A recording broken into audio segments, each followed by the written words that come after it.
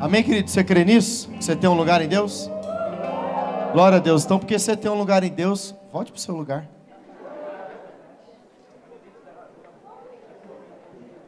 Glória a Deus.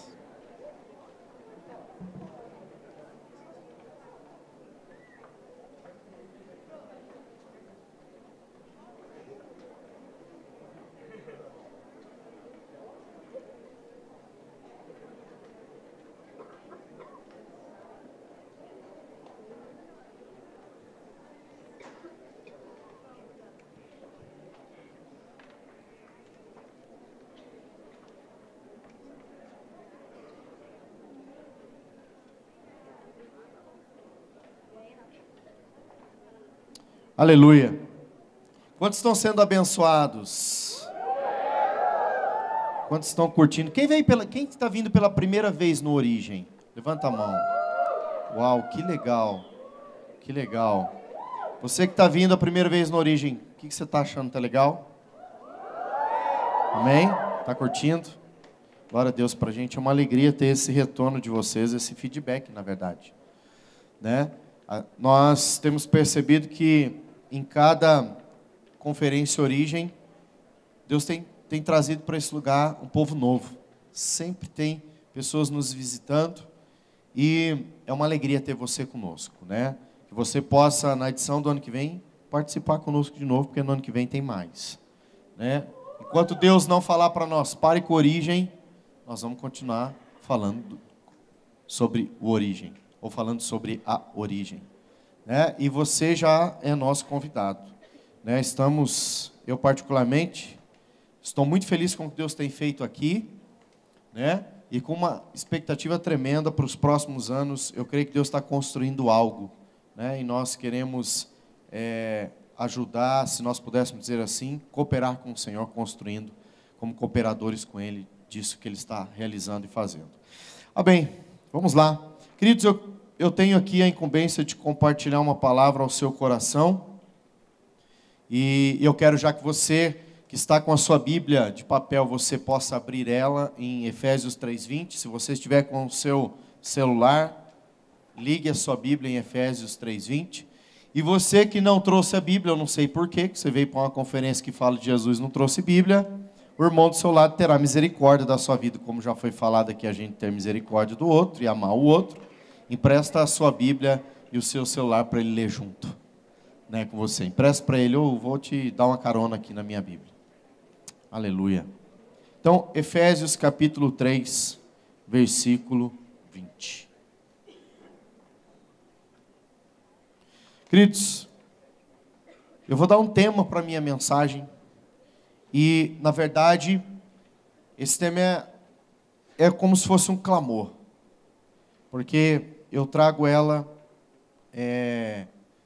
com uma noção de urgência, uma noção de extrema urgência, extrema necessidade para a minha vida, e eu creio para este tempo, eu creio para essa geração. O tema da minha mensagem é Faz em Nós. Algo não tão brilhante, né? Algo não tão assim, pelo pequenez do nome, algo tão brilhante, tão significativo. Mas o tema da minha mensagem é Faz em Nós, como uma exclamação, né? Um clamor, um pedido, uma necessidade urgente de ver Deus fazendo, manifestando algo poderoso na minha e na sua vida. Efésios capítulo 3, versículo 20, então vamos lá, você acompanha comigo a leitura. Diz assim: aquele que é capaz de fazer infinitamente mais do que tudo, diga tudo. Vira para o seu irmão e fala, ele é capaz de fazer tudo o que pedimos ou pensamos, de acordo com o seu poder que atua em nós. Então, o apóstolo Paulo escreve à igreja de Efésios, aos irmãos de Efésios, e ele fala assim, aquele que é capaz. Quem é capaz? Ele está dizendo que é Deus, ele é capaz. Ele diz que a capacidade de Deus é tão intensa, tão poderosa, que ela é infinita. Uma capacidade de operar algo nas nossas vidas de maneira ilimitada. Então ele usa o termo infinitamente mais, ou seja, não tem fim. Porque, queridos, você sabe quando Deus nasceu? Você não sabe. Você sabe até quantos anos Deus vai viver? Você também não sabe. Porque Deus é assim. Ele é início e fim, mas você nunca sabe quando que é o início e quando que é o fim. Não tem como medir Deus. Né? Nós vivemos um tempo chamado Cronos. Deus, melhor dizer, é isso mesmo. Nós vivemos um tempo chamado Cronos. Deus vive num tempo chamado Kairos. É diferente o nosso tempo com o tempo de Deus. E Deus ele já existia antes de todas as coisas. Né? Deus se move, né, para fora do nosso tempo chamado Cronos. E aí o apóstolo Paulo ele entende isso, ele diz assim: Deus é capaz de fazer infinitamente mais, ou o modo como Deus faz as coisas é tão infinito, e tão infinito, e tão infinito, e continua sendo tão infinito. Ele está querendo dizer para nós assim, o que Deus faz não tem fim.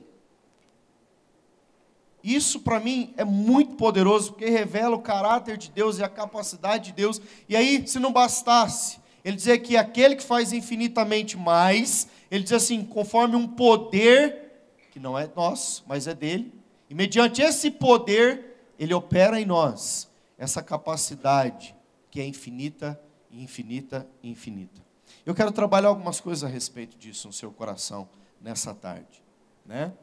Então, quando nós olhamos para Efésios 3:20, nós quase sempre aplicamos Efésios 3:20 às nossas necessidades.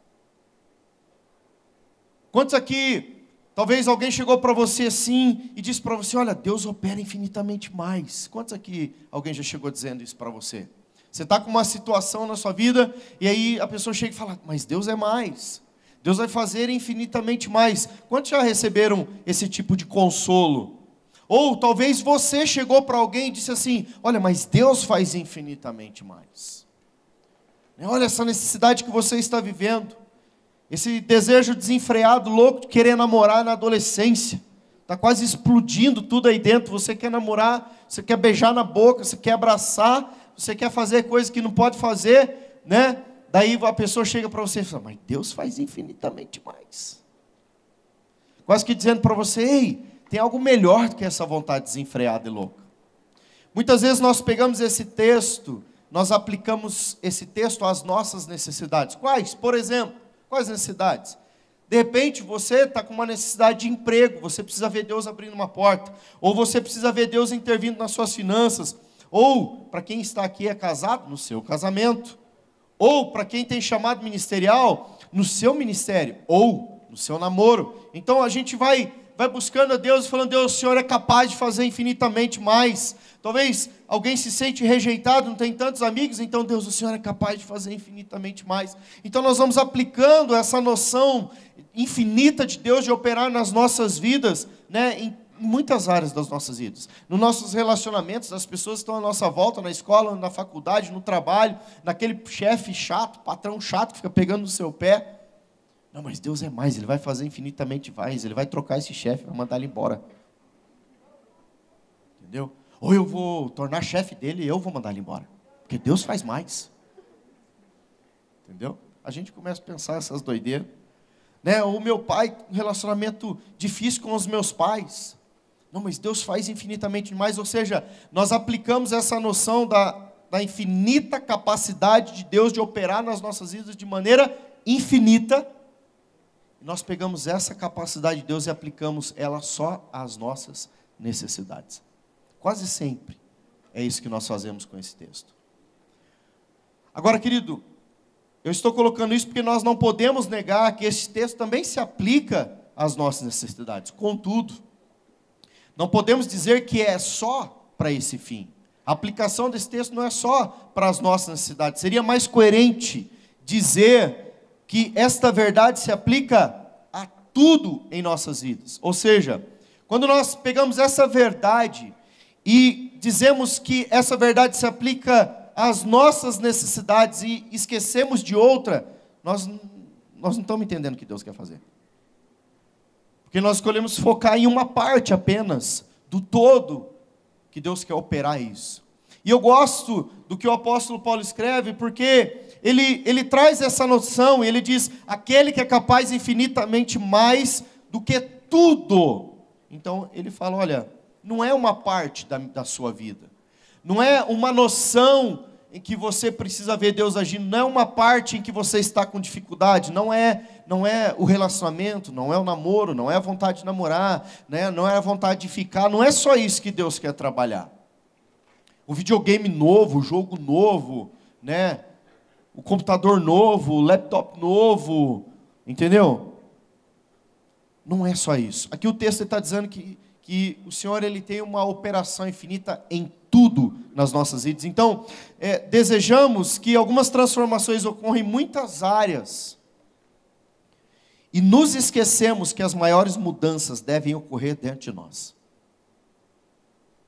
Quando você está olhando para a sua vida e está olhando para fora de você, no âmbito das suas circunstâncias, no âmbito das suas guerras, das suas lutas, e o seu foco está só para o lado de dentro, melhor dizendo, para o lado de fora, e você se esquece de que Deus precisa edificar algo dentro, ainda que Deus opere uma intervenção poderosa para o lado de fora, porque você não está edificado por dentro, você pode botar tudo a perder. Quer ver um exemplo? Particularmente aqui na comunidade Alcance, nós, como pastores de adolescência, nós falamos que não existe namoro na adolescência. Não existe. Nós não concordamos com o namoro na adolescência.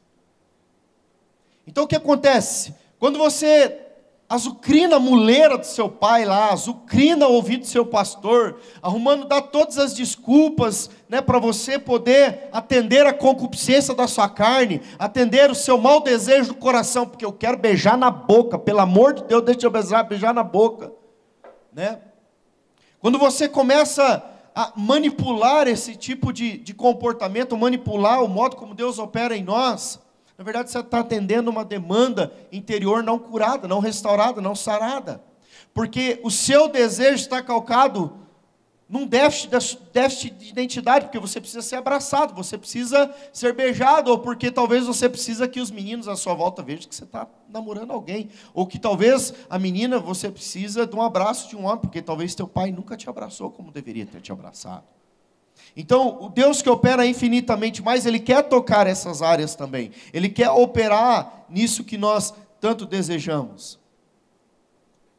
E nós precisamos entender que Deus não está tão preocupado com as coisas lá de fora. Deus está preocupado com as coisas lá de dentro. E quando você diz, eu vou namorar, eu vou ficar, eu vou fazer algo nesse sentido, aquilo que poderia ser bênção, que Deus quer operar eficazmente nessa área também, nós tornamos aquilo em maldição. E aí, porque você é movido pelo seu intenso desejo de concupiscência, desejo mau do coração, de atender uma demanda emocional, aquilo que poderia ser bênção na nossa vida, você acaba colocando a perder. Porque você acaba descobrindo que as prioridades dessa fase, elas não são prioridades de responsabilidade. Elas não são prioridades de construir algo que vai durar por muitos anos da vida daquele casal.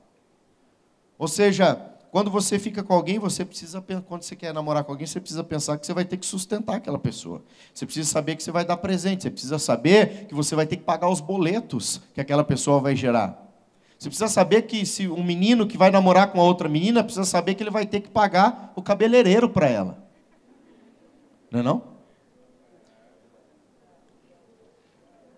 Precisa saber que toda sexta-feira ela vai querer fazer unha. Então, é algo bom, é algo legítimo. Deus criou o homem e a mulher para se relacionar, mas há um tempo para todas as coisas. E se você não compreende que você não está totalmente construído e preparado para viver essa noção, essa realidade, você pode botar a perder, porque você vai atender só uma demanda emocional carnal.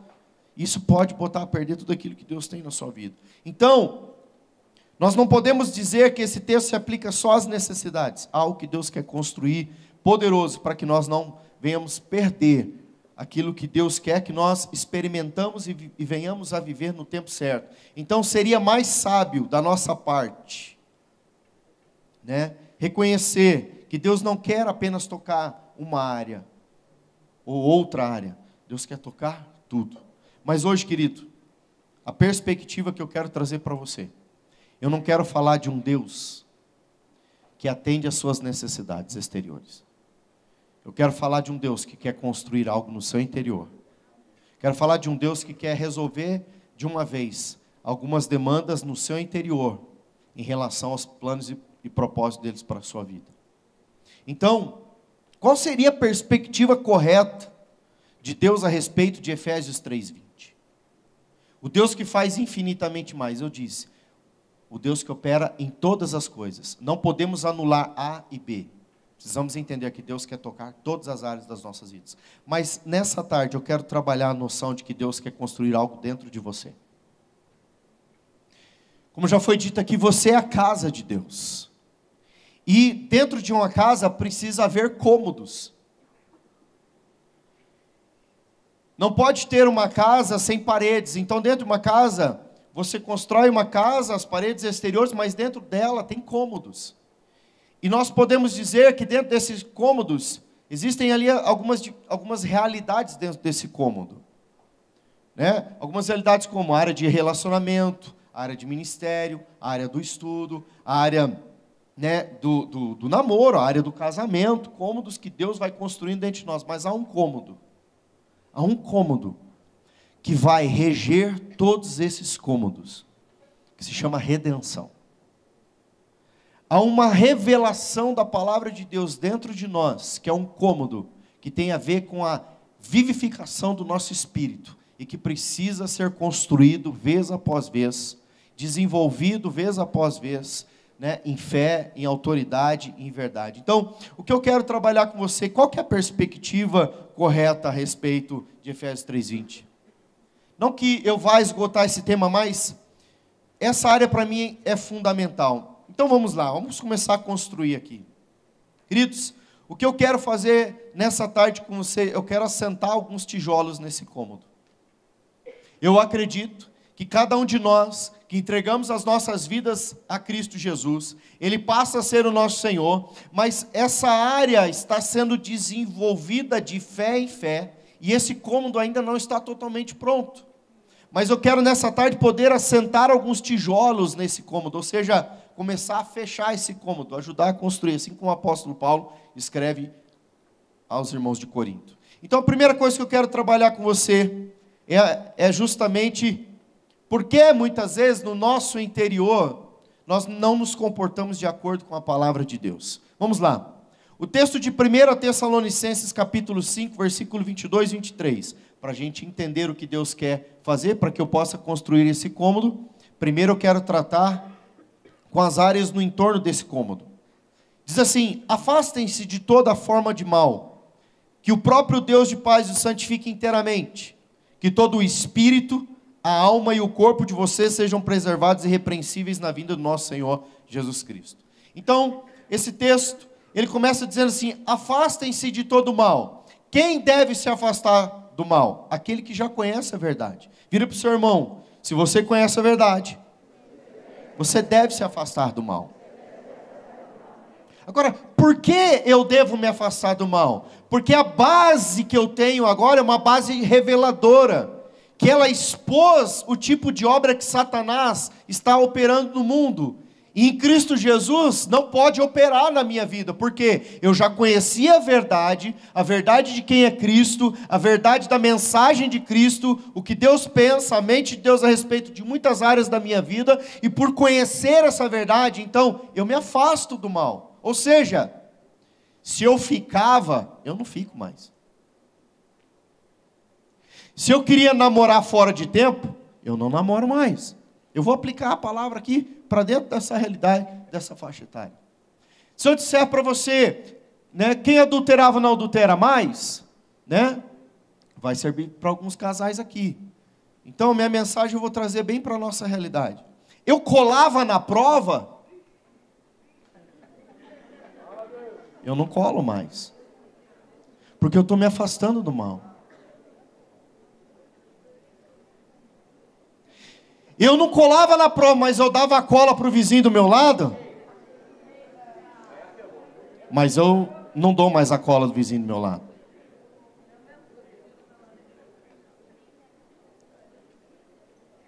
Minha mãe disse para mim: você fez tarefa hoje? Fiz, mãe. Mas não tinha feito. Então, A tarefa que eu falava para minha mãe que eu fazia e eu não fazia, então agora eu faço. O trabalho escolar que o meu professor pediu na área de química, que eu não fazia, mas pedia para o amigo botar o meu nome lá, porque eu dava 10 para ele, pagava o lanche na escola, agora eu não faço mais. Porque agora eu vou fazer parte. Não, eu vou dar o meu melhor, eu vou tentar me dedicar. Talvez eu não entenda muito sobre química, mas eu vou estar junto ali para poder tentar, de alguma maneira, cooperar com aquele trabalho. Eu estou louco para beijar na boca. Eu já até beijei na boca de língua. Agora eu não beijo mais. Eu decidi me converter e me tornar BV. Deus, eu vou sair da conferência origem, eu vou voltar às origens, ser santo.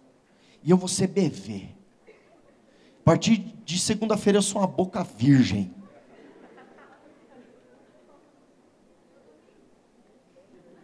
Domingo você vai na igreja ainda para escutar mais um pouco.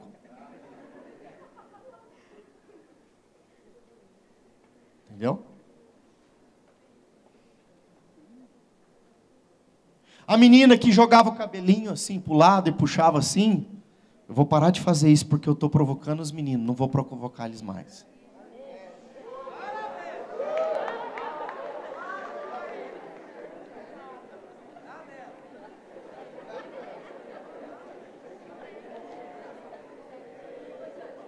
Aquela puxadinha de cabelo assim, ó. Que aparece aqui assim, ó. Sabe? Parece um ombrinho assim. E aquele fitinho assim.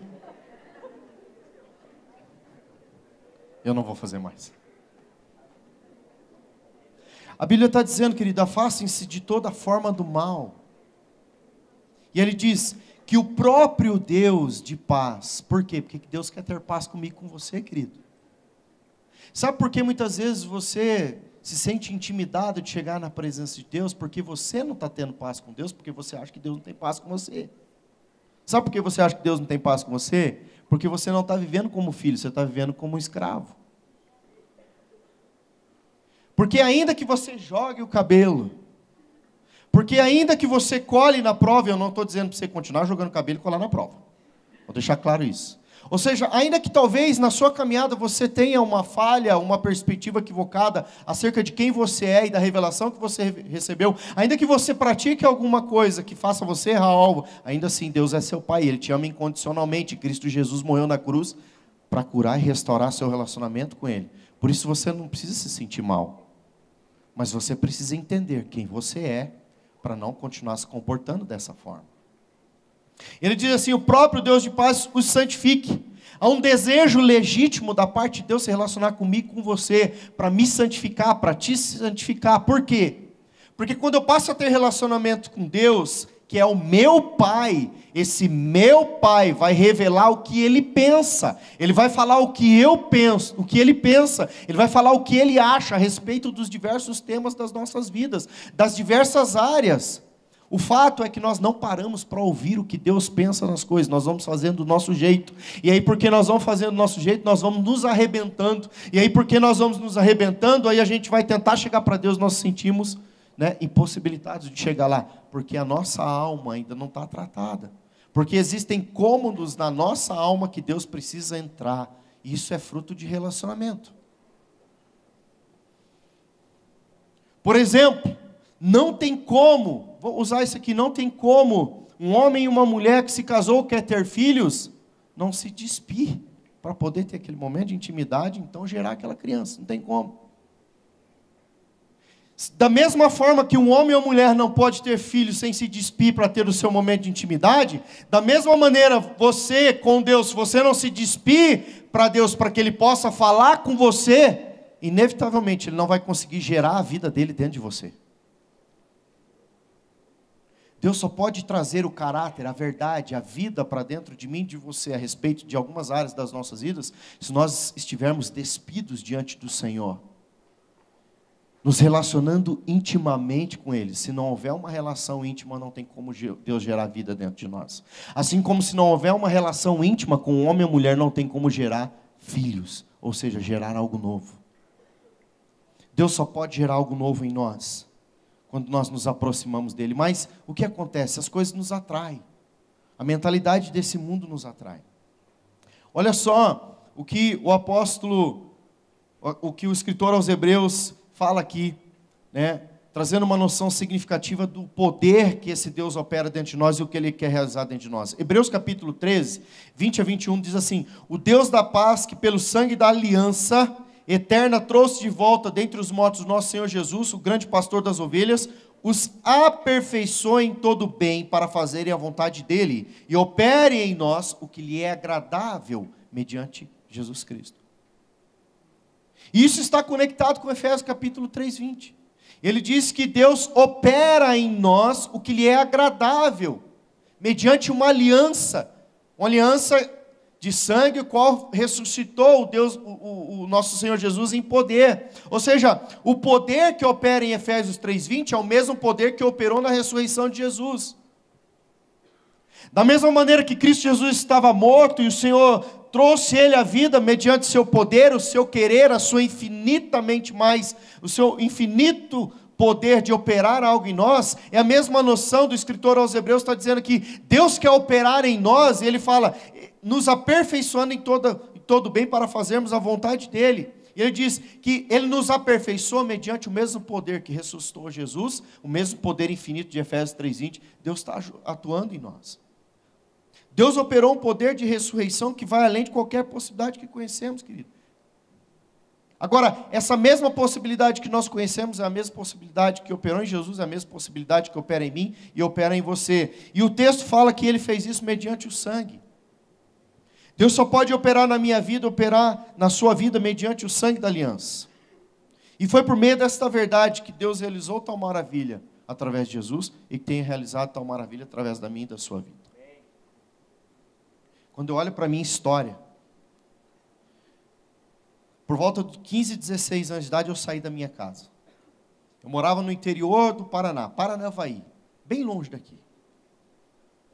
Entre 15 e 16 anos de idade, decidi sair da minha casa. Eu saí de Paranavaí e eu fui morar em São Paulo, na capital. Eu saí de uma cidadezinha que era como uma dessas cidades da região metropolitana, uma cidade, algumas são bem grandes, já são maiores, mas tem outras na região metropolitana que o número de pessoas não são tão grandes. Provavelmente, Paranavaí naquela época deveria ter por volta de 60, 70 mil habitantes, não mais que isso. Era uma pequena cidade. E eu fui morar em São Paulo.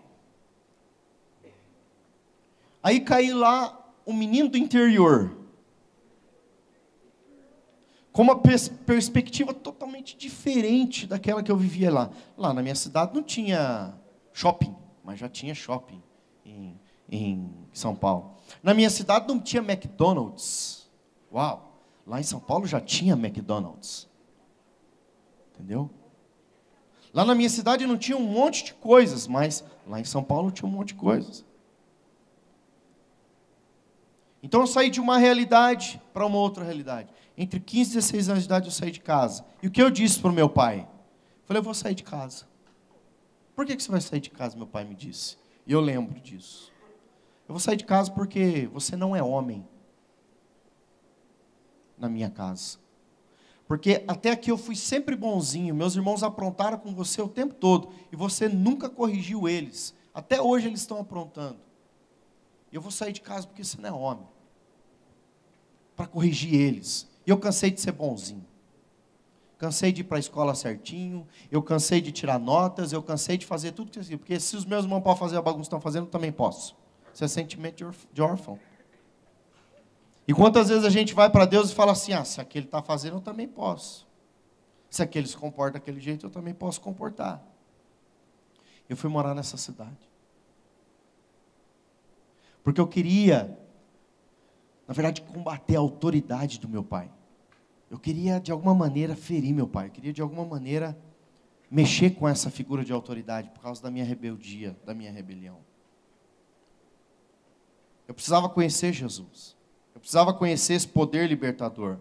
E muitas vezes, queridos, Você é adolescente, você é jovem, você está caminhando, você já conhece o Senhor.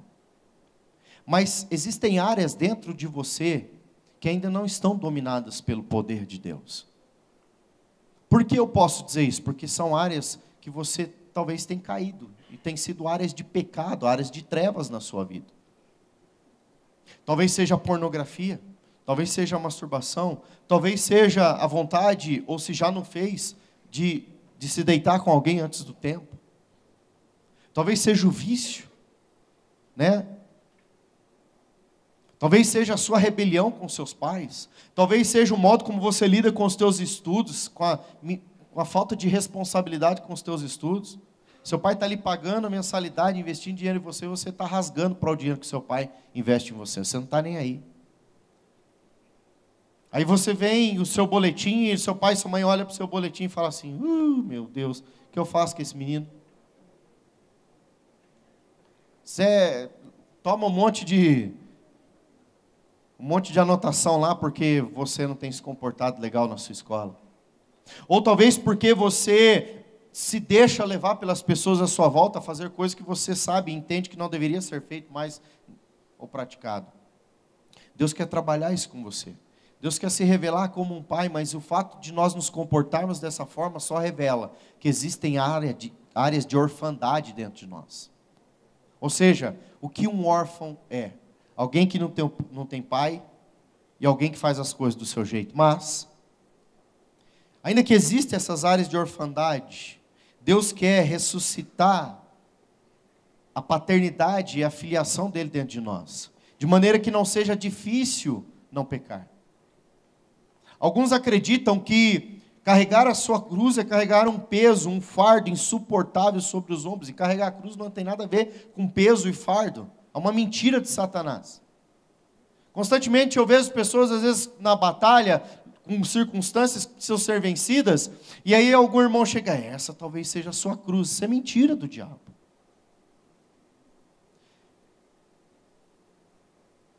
Circunstâncias, sejam quais elas forem. E você vai compartilhar para um líder e falar, essa é a sua cruz. Não, não é essa, não é a sua cruz. Porque quando eu olho para o que Jesus fez, a Bíblia diz que Ele já carregou o peso que eu tinha que carregar. Então, se Ele fala, cada um tome a sua cruz, eu compreendo que ao tomar a minha cruz, eu estou tomando sobre mim a verdade da palavra, de que eu tenho que viver uma vida crucificada, mas também eu tenho que viver e receber o que a cruz representou através daquele ato de Jesus. E o que a cruz representou através daquele ato de Jesus? Gálatas 5:1. Foi para a liberdade que Cristo nos libertou. Se você ainda está preso a uma área de pecado, então você não está tomando a cruz de Cristo que te libertou. E talvez de fato você está crucificando a Cristo novamente porque você precisa carregar uma cruz pesada, assim como Cristo Jesus carregou. E quando Cristo Jesus carregou aquela cruz, Ele carregou o meu pecado, o seu pecado, as áreas de pecado na minha e na sua vida. Então, se Ele carregou as áreas de pecado minha e sua, por que você está carregando algumas áreas se Ele já te libertou? Você consegue me responder isso? Por que você continua pecando em algumas áreas que você já não deveria pecar mais? Se Cristo te libertou. Por que você continua mentindo? Por que você continua enganando seu pai e sua mãe? Por que você continua na pornografia, na masturbação? Por que você continua colando na prova? Por que você continua passando cola? Por que você continua usando roupas insinuantes, quando você deveria usar uma roupa legal? Por que você, menino, fica usando uma roupa que fica apertando a sua bundinha para os meninos ficarem vendo? Por que você anda igual um pavãozão com o peito assim, estufado? Eu sou o cara, velho. E as meninas, mesma coisa. Por que você não usa uma roupa que talvez não exponha o seu bumbum, por exemplo? Por que você não usa uma roupa que não exponha os seus seios? Porque ainda existe áreas de pecado, ainda existe uma concupiscência dentro do coração. E aí você põe uma roupa apertada, uma calça apertada, e você vem para o culto. E aí você põe uma camisinha, uma camisetinha assim que, né, ela fica caindo. Ei, isso é provocante. Os meninos estão à sua volta, tem hormônio explodindo dentro dele. Você acha que ele vai olhar para você e vai querer o quê? Vai querer você. E a gente precisa pensar nisso. A gente precisa pensar nisso. Ninguém está falando para você botar uma saiona. Ninguém está falando para você andar aí sem uma maquiagem. Ninguém está falando para você, né, não botar um brinco. Até eu usei brinco na época, parei com esse negócio. Na época eu usava brinco, eu era punk. Eu era feio que dói. Eu dei uma melhoradinha, graças a Deus, porque eu casei com a Leslie. Ela me deu uma alinhada. Eu tenho uma personal style, a minha esposa é personal style. Apesar que, né? Porque algumas áreas das nossas vidas permanecem mortas, querido. Você já se perguntou?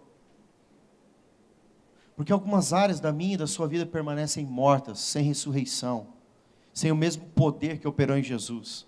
Por que não opera em nós, trazendo para a vida? Uma vida de libertação. Porque há em nós um espírito de orfandade. E o que o espírito de orfandade pode produzir em nossas vidas? Ele nos mantém cativos, querido. A impossibilidade de viver liberdade em algumas dessas áreas. Por exemplo, a gente tem pensamentos como, por exemplo, assim, é impossível ser virgem. É impossível não ficar com ninguém. É impossível deixar de sentir desejo por alguém do mesmo sexo. É impossível. É impossível. É impossível ser santo. É impossível ser verdadeiramente livre. Uma guerra se instala dentro de nós. É impossível ser liberto da pornografia e da masturbação. É impossível perdoar. É impossível, eu não consigo, não dá para mim, eu não vou dar conta. Quantos de vocês estiveram aqui, né, no início da conferência? A maioria, na verdade? Quando aquele cara grita, eu consigo, e pula de cima daquele negócio, e cai lá do outro lado. O que você sentiu daquele irmão? Eu falei, meu Deus, aquilo que ele fez para mim é impossível. Mas para ele era possível. Obviamente porque eu acredito que ele estava treinado naquilo que ele estava fazendo. Obviamente eu acredito nisso. Mas, deixa eu trazer uma aplicação prática. Há áreas na minha vida que eu olho para mim e falo, isso é possível, eu consigo. E que talvez essa mesma área que eu estou dizendo para mim que é possível, eu consigo, talvez é uma área que você vai olhar para você e falar, eu não posso, eu não consigo. É impossível para mim. Agora, por que é possível para mim e é impossível para você? Porque talvez a sua perspectiva de filiação e de paternidade esteja diferente da minha. Porque talvez o mesmo poder que fez eu olhar para mim e acreditar que é possível vencer algumas áreas, não é o mesmo poder que está operando em você. Porque são áreas de orfandade. Quando você vai para Gênesis capítulo 3, versículos 6 a 10, que vai falar da queda do homem. Então ele fala que Eva foi tentada, ela foi lá e comeu aquele fruto, não vou entrar nesse texto, né? E aí, depois de todo esse acontecimento, Gênesis capítulo 3, versículo 21 até o 23, Deus vai tratar, versículo 21 vai tratar da recuperação desse casal que caiu. E desde lá do Gênesis, o primeiro sacrifício de animal, o primeiro derramamento de sangue aconteceu em Gênesis 3, 21, que é uma alusão a Cristo, uma figura da manifestação de Jesus na terra. A Bíblia diz que eles pecaram, e quando eles ouviram a voz de Deus, eles se esconderam, e muitas vezes, querido, quando você peca, Deus quer falar com você, você foge dele, porque você sabe que ele vai confrontar o seu pecado, porque você tem medo de ir para perto de Deus. Sabe por quê? Porque são áreas de orfandade. O que Satanás faz conosco? Satanás faz com que essa área de pecado, essa orfandade nas nossas vidas, quando nós pecamos, ele coloca dentro de nós uma noção de que é melhor fugir de Deus do que se aproximar dele. Por quê? Isso nós herdamos da queda. Quando então esse casal cai, e o Senhor fala com eles, a Bíblia diz que eles temeram, e eles quiseram fugir da presença do Senhor, eles foram lá, e a Bíblia diz que eles se viram nus. Agora, eles já estavam nus diante de Deus, na verdade. Aí a Bíblia diz que eles foram lá e pegaram folhas de figueira e cobriram a sua nudez. Mas se eles já estavam nus diante de Deus, por que eles não permaneceram nus para dizer assim, ei, nós pecamos? O que a gente faz no nosso relacionamento com Deus? Nós queremos cobrir nosso pecado. Nós queremos nos esconder. Sabe de que maneira? Já foi dito aqui até. Nós nos escondemos muitas vezes na hora de adorar na igreja, com uma experiência espiritual. Nós nos escondemos com uma tarefa que nós vamos executar. Nós nos escondemos com a liderança de célula. Nós nos escondemos com essa coisa de fazer algumas práticas espirituais. Nós tentamos cobrir o nosso pecado com algumas práticas espirituais. Mas Deus disse para eles, não adianta, essa figueira aí, essa folha de figueira não vai resolver. O que vocês fizeram precisa de sacrifício, precisa de morte para pagar o preço dessa queda. Então o Senhor vai lá e mata o cordeiro. E a Bíblia diz que o Senhor cobriu eles com pele de cordeiro. Que é uma figura de Cristo desde o Gênesis. Querido, Deus não quer que você viva se cobrindo com figueiras.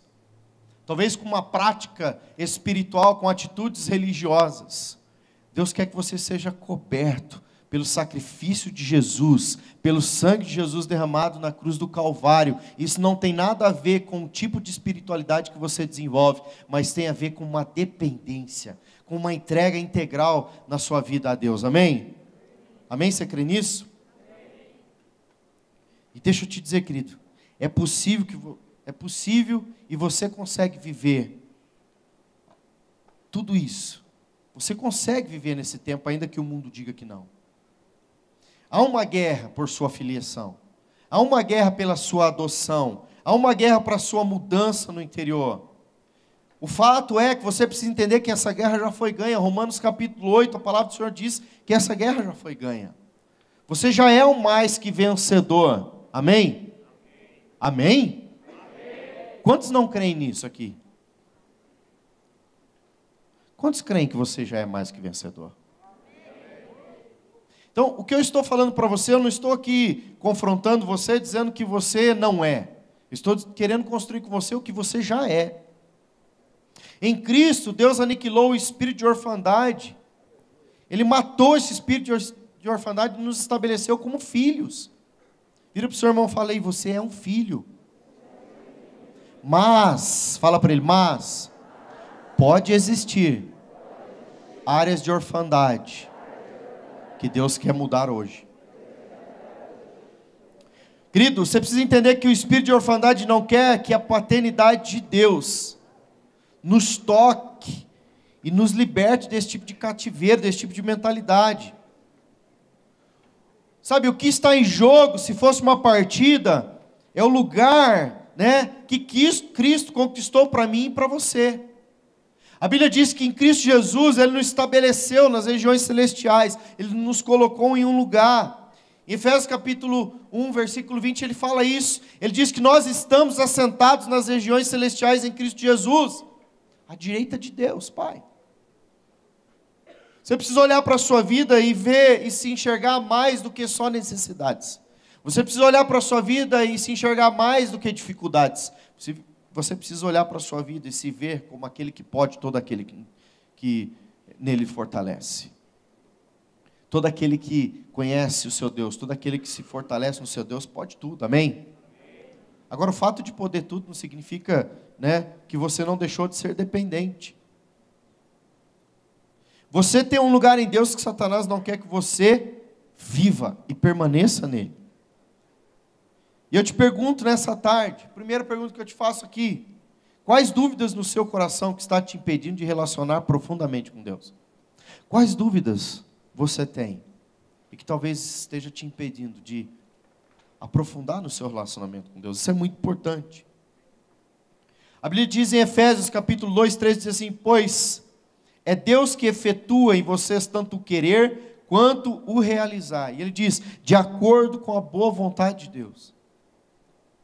Talvez você encontre algumas lutas e resistências em algumas áreas, e é porque Deus não está com vontade a respeito daquelas áreas na sua vida. É porque existem talvez áreas, alguns desejos do seu coração que não está alinhado com o plano e propósito de Deus. E você vai encontrar algumas resistências, então algumas portas se fecharão. Deixa eu te dizer algo. Quando uma porta fechar para você, é porque Deus está te dizendo, não é essa porta que eu tenho para abrir para você. Não é esse lugar que eu quero que você entre. Não fique lutando com Deus. Então, deixa eu te dizer, quando o seu pai, você chegar, pai, eu estou querendo namorar com aquele menino, ele é uma bênção. E o seu pai e a sua mãe falar assim, não sei não. Vaza. Vaza, porque a maior referência de que uma porta precisa ser fechada é seu pai e sua mãe. E Deus está naquilo. Ainda mais mulher que tem um 25º sentido. Quando a mãe diz assim, eu não sei não, essa sua amiga, presta atenção. Porque pode ser uma porta que Deus queira fechar, porque senão você vai se ferir. Ou o pai diz, olha, esse menino aí não testificou. Ou, quando a mãe diz para o menino, essa menina aí tem espírito de Jezabel, não testificou não. Vaza, não fica, mas mãe, ela é da hora. Da hora da morte. Como diz o pastor Paulo. Quando você vai trocar uma ideia com o seu pastor, com a sua pastora, com o seu líder espiritual, e você deve fazer isso, colocar para ele, cara, o que você acha disso? O que você pensa a respeito disso? Ele falou, olha, isso aí não é legal. Não é porque você está sendo tolhido de algo, não é porque Deus quer o seu pior, pelo contrário, é porque Deus quer o seu melhor, então Ele está fechando um tipo de porta que pode depois ferir você. Mas não. Você começa a chorar, você começa a reclamar. Oh Deus, você não me ama, veja bem, eu também sou teu filho, você não me deu aquilo, você não me deu isso.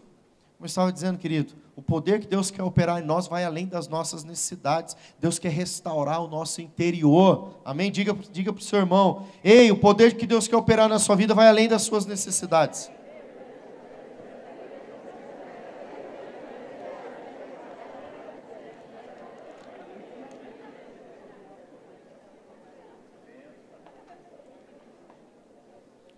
Olha só, quando Paulo escreve aos irmãos de Filipos, informando que Deus faz o que Ele compreende ser bom em nós e por nós, Ele está querendo falar a respeito de Jeremias capítulo 29, 11.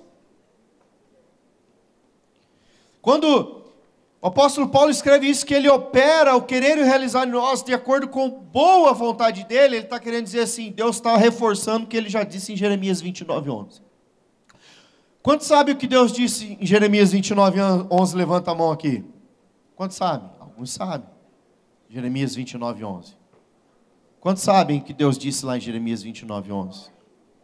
Deus tem o que para nós? Um plano de paz. Para vos dar o quê? Um futuro. Vamos lá, gente. Deus tem planos de paz para vos dar o quê? Um futuro e uma esperança. E o que o apóstolo Paulo está dizendo assim, que o poder de Deus, que opera em nós infinitamente mais, está conectado com o querer e o realizar de acordo com a vontade dEle. E Ele já disse o que é a vontade dEle. Nos dá um plano e um futuro. Deus não quer o nosso pior, mas não. Porque tem áreas de orfandade da nossa vida, nós achamos que Deus é aquele cara que dá um pirulito e toma depois.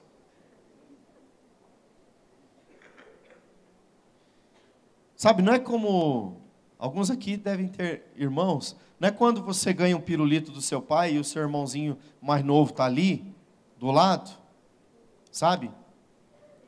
E aí o irmãozinho mais novo começa a chorar e apontar o seu pirulito, miserável, vai ganhar o dele, mas ele quer o seu. Quantos já passaram por isso como irmãos? Viu como testifica? Aí tem aquele piazinho pequenininho, você está ali, você ganhou um pirulito, da hora. Mas aquele menorzinho que está ali, você quer moer ele, você quer jogar ele pela janela. Ele chora, papai, eu quero aquele. Aí o pai dá isso aí para o menino, aí puxa o pirulito seu. E dá para o outro, tuxa na boca do outro. Deus não é assim, querido. Deus, Ele não quer te dar um pirulito, arrancar de você para dar para o outro filho. Não. Deus, Ele quer dar para você aquilo que agrada a Ele, que vai edificar a sua vida, e você vai ser feliz com aquilo que Ele te deu. E quando você quer pegar o pirulito antes do tempo, meu irmão, o que era doce, parecer ser doce, vai ficar amargo. Vai ficar amargo. Gálatas capítulo 4, versículo 4 diz assim: mas quando chegou a plenitude do tempo, Deus enviou o seu Filho, nascido de mulher, nascido debaixo da lei, a fim de redimir o que estavam sobre a lei, para que recebêssemos a adoção de filhos. E porque vocês são filhos, Deus enviou o Espírito do Filho ao coração de vocês, e Ele clama: Abba, Pai. Assim, você já não é mais escravo, mas filho, e por ser filho, Deus também o tornou herdeiro. Mas quantas vezes nós nos comportamos como escravo? Querido, como um escravo se comporta? Ele tem um senhor, e ele diz o quanto esse senhor tem que produzir, e se ele não produzir, ele vai tomar 70 chibatadas. E muitas vezes, nós nos comportamos no nosso relacionamento com Deus assim. Nós somos filhos, com sentimentos de escravos, de que se nós não fizermos do jeito que Deus quer, que é o meu Senhor, eu vou tomar 70 chibatadas. E aí a gente olha para o que Deus quer, a mente de Deus, que é abençoadora, libertadora, restauradora, amor incondicional, e quando Deus pede algo para nós, a respeito de todas as áreas das nossas vidas, nós não queremos fazer, ou nós temos dificuldade de fazer, porque eu quero combater essa estrutura de autoridade, e eu não quero deixar, que a minha carne morra. Nós não podemos escolher ver Deus mudando uma área das nossas vidas e deixando de lado outras áreas. Nós não podemos direcionar o poder que opera em nós na área A ou na área C. Nós precisamos deixar Deus tocar a área que Ele bem determinar. O que interessa para Deus é que todas as áreas que compreendem as nossas vidas sejam mudadas até que Cristo seja formado em nós.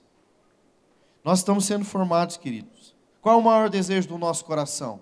Porque essa é uma conferência para adolescente e nós deixamos os mais velhos participar dela. Brincadeira. Por que nós estamos preocupados com essa geração? Porque nós entendemos que essa geração precisa conhecer Jesus. Essa geração precisa ter a revelação de quem Deus é. Abra comigo em 1 Samuel capítulo 3.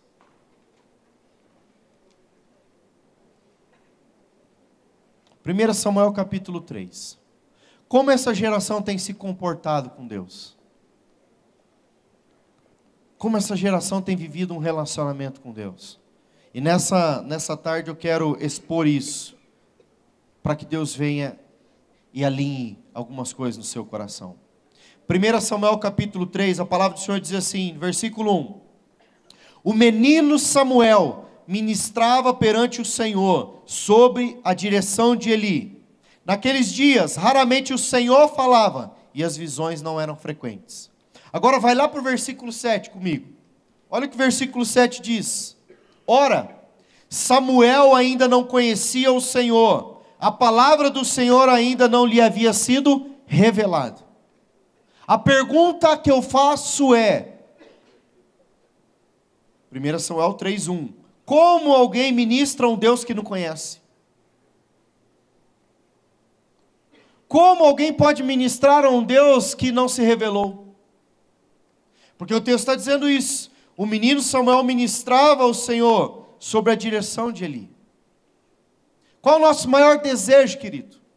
Por exemplo, nesses dias de conferência, nós estamos dizendo para você aqui, vá até o Senhor, entregue ao seu coração, ministre a Deus. Nós somos como Eli nessa plataforma, dizendo para você, ministre ao Senhor, porque talvez alguns de vocês não conheçam um Deus de amor, mas conheçam um Deus carrasco, conheçam um Deus que quer julgar você, conheçam um Deus que quer tirar o seu pirulito da boca e dar para outro.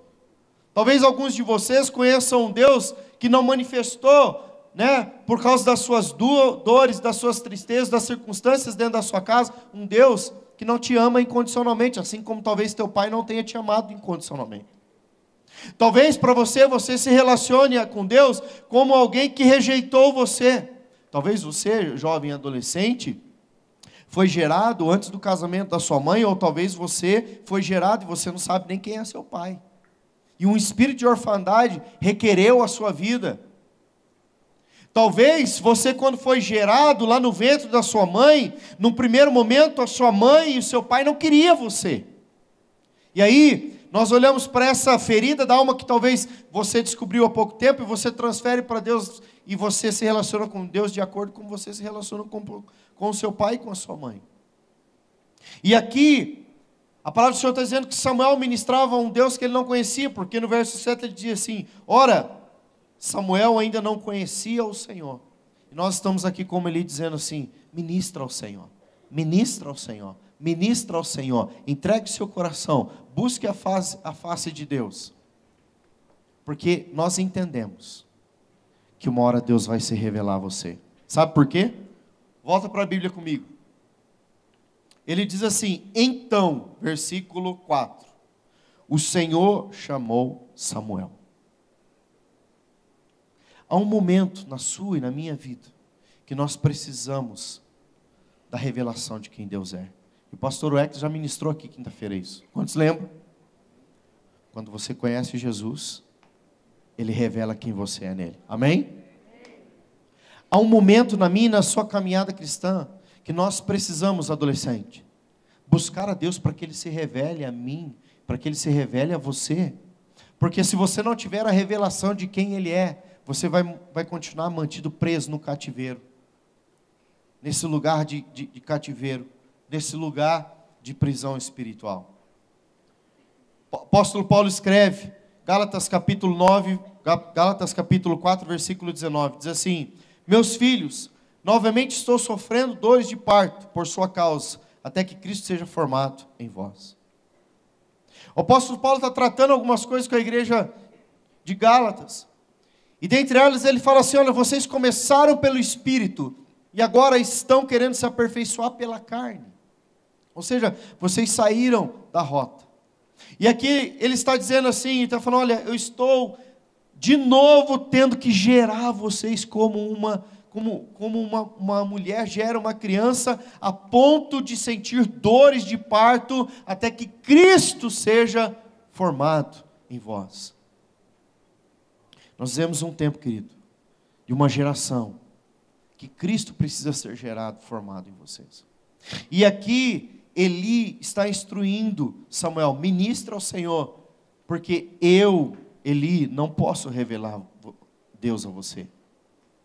Mas eu, Eli, posso dizer para você: busque a Senhor dedicadamente, continuamente, ininterruptamente. Relaciona-se com esse Deus que talvez em algumas áreas da sua vida você não conhece.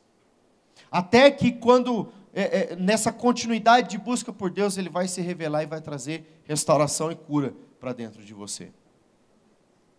Ou seja, há uma necessidade de nós gerarmos essa noção, essa realidade para dentro de nós. Então, as dores de parto que Paulo se refere, diz respeito ao nascer de algo bom, de uma verdade boa, de uma revelação integral. Né? E é como uma mãe que aguarda o nascimento do filho, as dores de parto, anuncia a chegada de algo novo, de algo maravilhoso. Deixa eu te dizer, fazendo uma figura aqui, o quanto tem doído na sua vida deixar alguns pecados de lado. Será que você tem deixado Deus gerar dentro de você algo novo? Será que dentro do seu interior, na sua alma, será que você tem deixado Deus gerar algo novo, genuíno dentro de você, a ponto de fazer você sentir a dor de alguém que está gerando algo poderoso no seu interior? Talvez, querido, você simplesmente tem vivido a sua vida assim, seguindo adiante.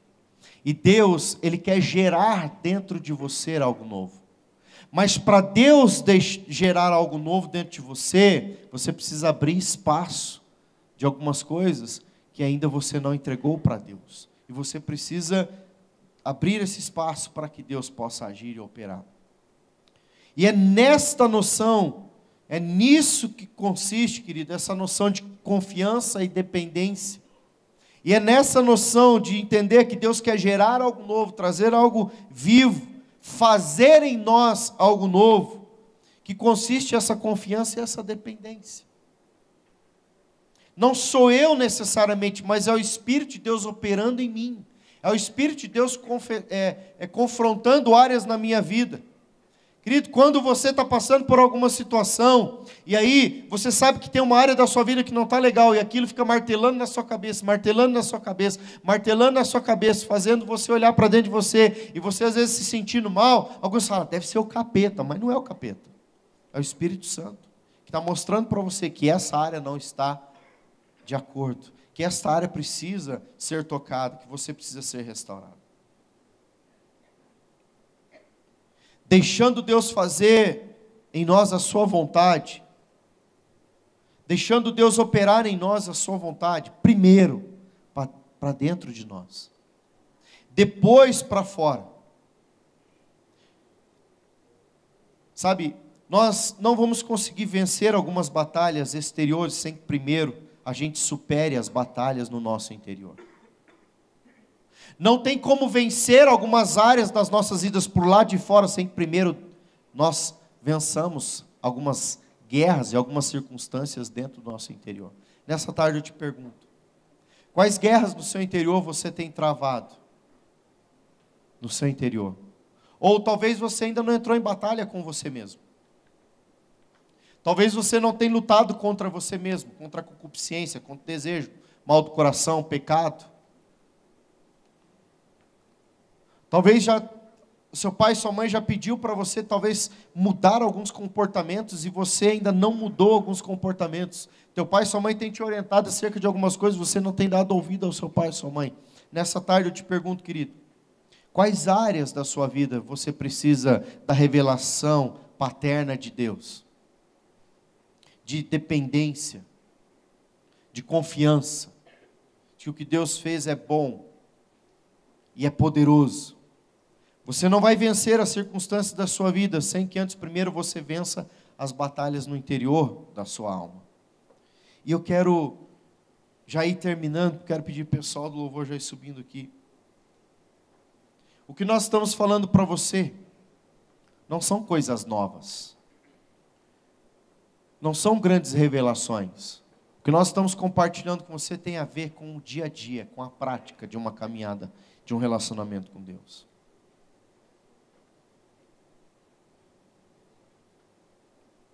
Então, deixando Deus fazer em nós a sua vontade, primeiro de dentro para fora, as mudanças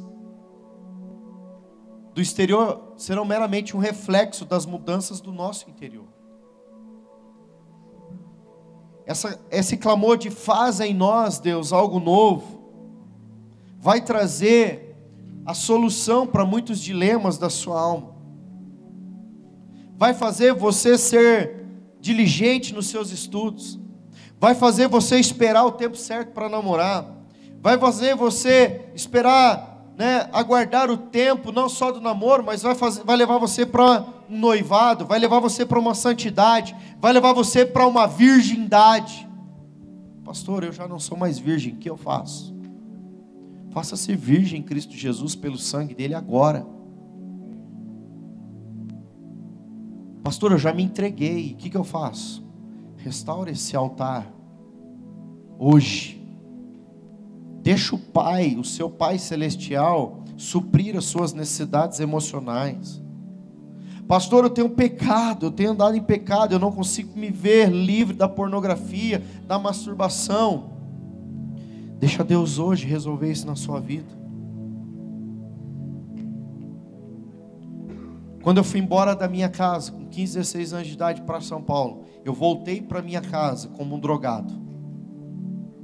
Eu já voltei para minha casa como um punk. Eu voltei para minha casa como outra pessoa, que não era aquela de quando eu saí. Eu voltei para minha casa como um punk, meu cabelo era gigante. Eu levantava uns cabeças de prego, pintava meu cabelo de vermelho. Eu tinha uns ferros enfiados na boca, assim, outros atravessados assim, ferro na orelha. A coisa era feia, irmão. E aí eu ia para os shows que a gente fazia, que a gente tocava nos Sescs. Quando tinha lá os encontros de punk, nós pegávamos os nossos ônibus, pegava o ônibus de uma cidade para outra, já fumando maconha pelo caminho, cheirando cocaína pelo caminho, para chegar lá e anarquizar. Sabe por que eu fazia isso? Porque eu não entendia que Deus tinha um plano para a minha vida. Eu queria chamar a atenção, eu queria encontrar um lugar nesse mundo. E muitas vezes você está querendo encontrar um lugar nesse mundo, quando você já deveria ter entendido que você tem um lugar em Deus. Esse mundo não merece você, você não tem lugar para esse mundo. O seu lugar é em Deus, você já está sentado em regiões celestiais. Então, eu lembro de um dia que nós fomos para uma apresentação numa praça, e o irmão do nosso guitarrista tinha sido assassinado dentro da delegacia. E foi na Copa que o Brasil foi campeão. Nós estávamos loucos com aquilo, com o que tinha acontecido com aquele irmão do nosso guitarrista. Os caras tinham matado ele dentro da delegacia e a polícia não fez nada, defendeu ele, não fez nada. Nós achávamos que era isso, nós não sabíamos o contexto todo. Então nós tínhamos uma apresentação na praça. Qual foi a primeira música? Alguns de vocês talvez não conheçam, mas foi uma música do Titãs. Polícia para quem precisa, polícia para quem precisa. Quem precisa de polícia? Ninguém precisa de polícia, nós vamos quebrar tudo aqui. E eu lembro que eu tinha um baixo mostarda gigante, eu tocava baixo. E eu estava lá com o meu moicano levantado, 5 cabeças de prego, com os meus ferros enfiados na boca, minha jaqueta de couro, calça rasgada, coturno até aqui em cima. E os meus outros amigos ali junto. E a primeira música, estava lá os PM parados ali, a primeira música, por quê? Porque a gente queria rebelar. Porque a gente queria botar para fora a nossa dor, o nosso clamor. A gente queria botar para dentro para fora a nossa bagunça. E nós começamos a tocar aquilo. Os PMs subiram e desceu a borracha em todo mundo. Sentou a borracha em todo mundo. Mas eu não era bobo. Tinha uma parte do palco assim, eu era magrinho, vazei com meu baixo mostarda. Corri na casa de uma mulher que tinha lá, que era conhecida perto lá. Corri lá, passei uma água no cabelo, baixei meu cabeça de prego, arranquei os ferros da cara, da orelha e me revesti, né, de uma pessoa certinha. Deixa eu te dizer uma coisa. Alguns de vocês estão com o mesmo espírito que operava em mim. Um punk. Aí dentro tem um punk, querido, que quer anarquizar, que quer fazer diferente, que não quer se submeter, que não quer escutar os princípios, que não quer andar na verdade, que está se entregando a todo tipo de vaidade.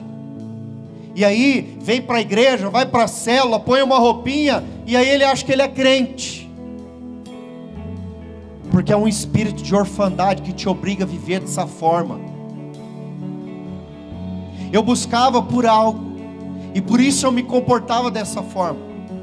Eu fui para todo esse tipo de coisa, eu vivi todos os tipos de experiência no mundo que eu pude viver, porque eu desejava algo que me completasse, que me preenchesse. E eu tenho certeza, que alguns de vocês estão buscando algo para algumas áreas da sua vida que preenche você, que te traga prazer, que te traga alegria, que te traga satisfação. Então nessa tarde eu quero te perguntar: qual área da sua vida ainda opera um espírito de orfandade, rebelião profunda, que te leva para o pecado, te mantém prisioneiro de certas práticas? Qual área da sua vida que você precisa conhecer a paternidade de Deus nessa noite, nessa fim de tarde, começo de noite? Eu quero te convidar nessa hora. Fica em pé, em nome de Jesus.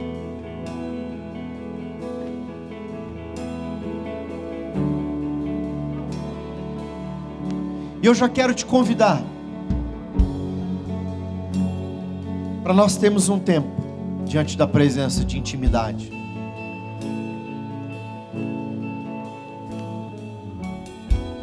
Quantos de vocês, na sua alma, podem perceber alguma resistência no seu relacionamento com Deus? sintomas de acusação sobre você. Sintomas de acusação. Como Adão e Eva, que tentaram colocar folhas de figueira para cobrir a nudez deles, a vergonha. Qual área da sua vida foi tocada pela vergonha? E que tem te mantido prisioneiro nesse lugar de vergonha e você não consegue ser liberto? Nessa tarde, querido, o Senhor quer libertar você do espírito de orfandade. O Senhor quer libertar você dessa noção de aprisionamento. E o Senhor quer manifestar a obra do Calvário sobre a tua vida, te libertando dessa noção. Eu quero te convidar, sai do seu lugar, vem aqui para frente. Vem aqui para frente. Chega, querido, de colocar um tipo de vestimenta. E quando eu falo vestimenta, eu falo de postura. Chega de colocar um tipo de postura que não tem nada a ver com o reino de Deus, que é libertação, que é restauração. Qual área da sua vida, meu irmão, Deus precisa tocar nessa noite? Talvez você tenha andado com algumas pessoas e você tem se identificado com algumas pessoas, mas essas pessoas não estão libertas. Essas pessoas não estão restauradas. Essas pessoas, talvez, algumas delas sejam como você, precisando ser tocado, precisando ser ministrado, precisando conhecer o verdadeiro amor de Deus, precisando conhecer a verdadeira libertação, precisando conhecer o lugar que Deus tem para você.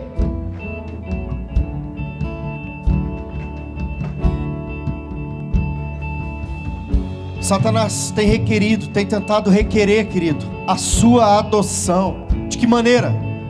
Ele quer te manter prisioneiro de algumas áreas na sua vida.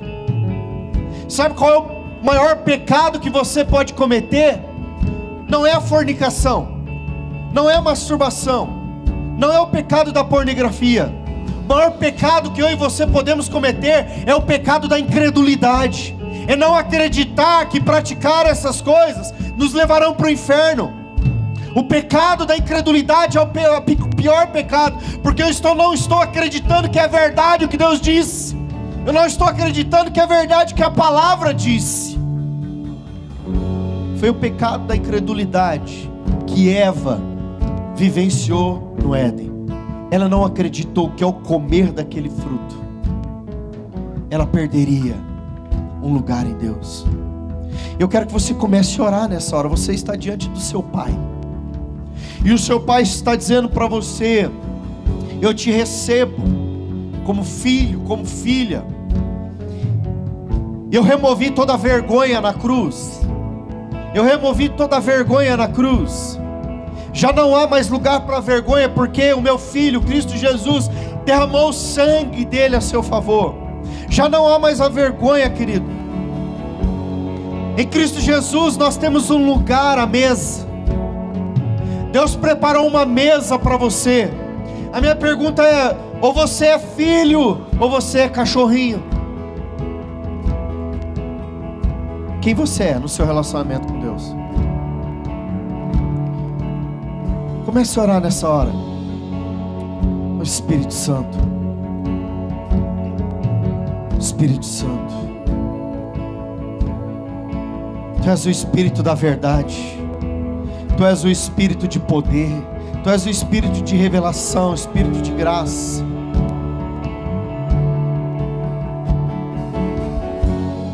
Vem nesse lugar. Vem nesse lugar. Eu queria chamar o pessoal que está com a camiseta do Servir aí, da conferência. Eu queria que vocês viessem para cá, o pessoal da camiseta do Servir. Eu quero que vocês orem por esse pessoal aqui. Você não vai pôr a mão na cabeça, você vai pôr a mão no ombro. Mas quem veio aqui na frente, está de camiseta do Servir, não vai orar por ninguém não. Porque agora você vai receber, já que você veio. Você tem que aprender a receber. Quem não veio aqui na frente, está com a camiseta do serviço, vai orar. Menino com menino, menina com menina. Quero que vocês orem, que vocês ministrem amor, paternidade. Vamos, gente, vamos, não fica pensando não. Vamos lá. Outra vez, pra tudo entregar, pra tudo entregar. Entrega para Ele, querido, a sua dor. Entrega para Ele. Qual área Deus não tocou na sua vida ainda? Qual área você tem se mantido preso, amarrado? Qual área você ainda não vivenciou a libertação, a restauração? Seu Pai está aqui hoje para te restaurar. Como Ele teve no passado, Ele é o mesmo ontem, hoje e sempre será. Restaurar você, adolescente.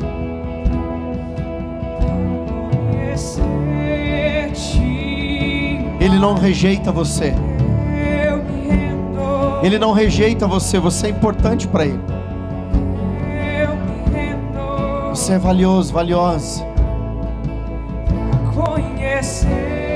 Sim, Espírito Santo, passa nesse lugar.